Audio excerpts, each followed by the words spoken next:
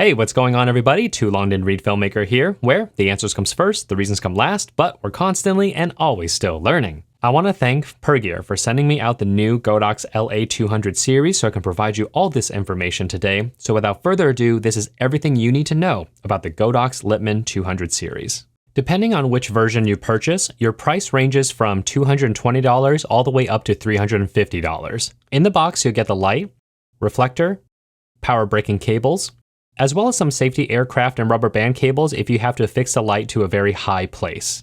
When it comes to build quality, it's made out of plastic, but it does feel sturdy enough. I love that it has this large hand crank style yoke system, and for people that want to do cheap diffusion options, you do have an umbrella port on the bottom, which is awesome. In terms of the LED chip, the bicolor is arrayed in strips. And my guess is if you use either a Fresnel or spotlight attachment, you might possibly actually see this pattern show up in your lighting. In terms of the user interface, it's pretty straightforward with your dimming knobs and color temperature knobs. There is an FX button that gives you all the classic strobe effects that we have seen for the past 3 years now. And you do have a Bluetooth button should you need to reset it when you are linking it up to the Godox Light app. Here in the light output test from 6 feet away, and as always, my camera settings are up top, we are getting some really nice numbers here. I cross-referenced these numbers with my lighting database on my website, and interestingly enough, they are very similar to the Godox SL150 and UL150 series lights, which are much bigger. Here are the reflector numbers. These are hyperbole reflectors, so these numbers are reflecting the hotspot that forms in the center.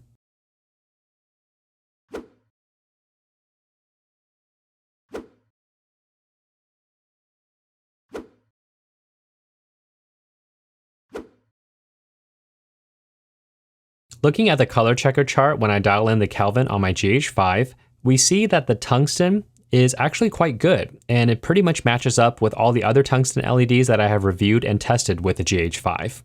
Now I'm introducing a new color quality test using my Sony a7S III because when you do a custom white balance, it will actually tell you the Kelvin it thinks it is, and it'll also tell you if it needs any green or magenta shift to achieve a perfect white.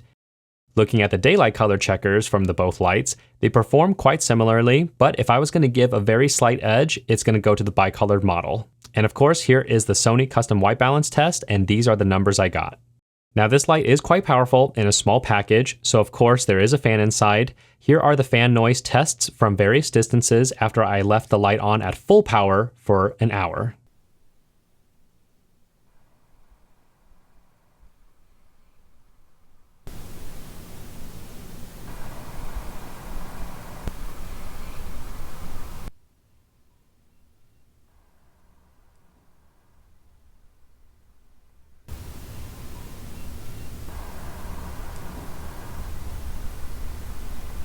So what's the bottom line here?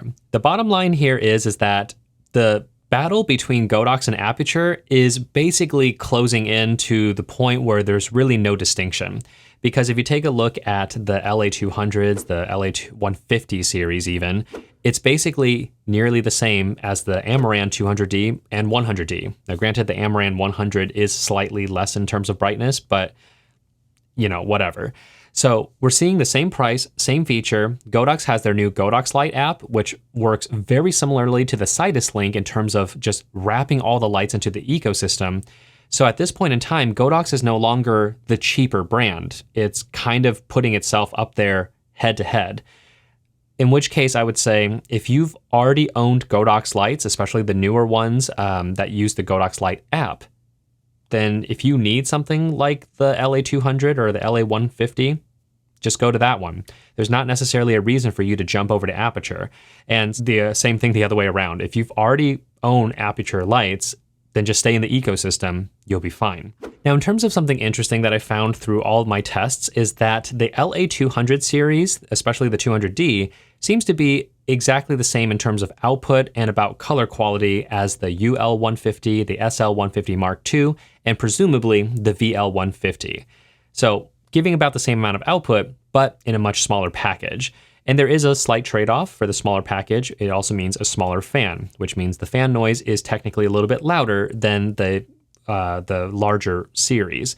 Is this fan noise actually going to be a big deal for you though? In my opinion, not really, because based on the based on the tests that you heard from 3 feet away and 6 feet away, I was using exactly the same YouTube audio settings that I have minus the noise gate. So if you heard just a little bit of something, just imagine what my voice is sounding like right now. And are you really going to be able to hear that fan noise? Most likely not. So all I have to say is, yes, the fan is louder, but it's not a big deal. Last but not least, some of you might be saying, well, the Amaran, you can power it with the power station. Well, I have a theory that the Godox LA200 and 150 series could also be powered by that exact same power station. And the only reason I say this is because if you look at the power brick, it says it's outputting a 48 volt at 5 point some amps. Well, that's exactly what the power station from Aputure does. It converts your V-mount batteries into 48 volts, and therefore you can power the Amaran 200, the 100. So in theory, you should be able to use that exact same power station and power the Godox LA200 and 150. I don't think Godox has a mainstream power station thing yet. They have their own little battery pack, but I'm hoping that they're probably going to create something similar, hopefully, in the future. But anyways, if you guys actually have the Aputure power station and for some odd reason you do buy yourself a Godox LA200 Lite, let us know in the comments if the power station works for you. So my final thoughts here is, if you are completely new to lighting in general, take your pick. You can either go with the Amaran series or you can go with the Godox series, and you're really not going to be missing out too much. Now, granted, I will say that Aputure has a much more mature ecosystem and Godox is playing catch up at this point in time, but they're playing catch up very quickly. So I think in the next 2 years, there's probably not going to be a major difference in terms of price point and features. So go with the one that you feel you like better. And hey, that is it for this video, everybody. If this video has made all the influence in your purchasing decisions, I do have some affiliate links down below. Again, this costs nothing extra to you, but it does help support the channel directly, and I sincerely appreciate that. Last but not least, if you have any questions or comments, as always, go ahead and leave it down below. I will get to them as fast as I can. And until then, like, subscribe, share, and I'll see you guys in the next one.